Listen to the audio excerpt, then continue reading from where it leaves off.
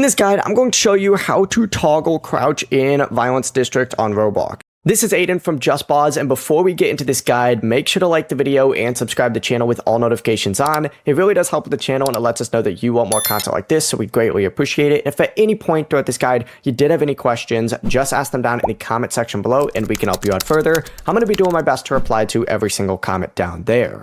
Now you need to be in the lobby to do this first. You need to open up the settings up at the very top and just look through here and look for the crouch settings. Now sometimes this will pop up, sometimes this won't pop up in the actual settings for the game. If it doesn't pop up in the settings for the game, you need to open up your actual Roblox settings by selecting the Roblox icon, hitting settings, and then going to your controls, and you just need to set it to toggle compared to hold. Now once it's enabled, you only have to press the crouch button once to crouch and then unpress it to stand back up. If you leave it on hold, you'll need to keep holding the crouch button the entire time to stay crouched, which can be a little annoying. Before you do leave, make sure to like the video and subscribe to the channel with all notifications on. It really does help with the channel, and it lets us know that you want more content like this. We'd greatly appreciate it. And if at any point throughout this guide you did have any questions, just ask them down in the comment section below, and we can help you out further. I'm going to be doing my best to reply to every single comment down there. Peace.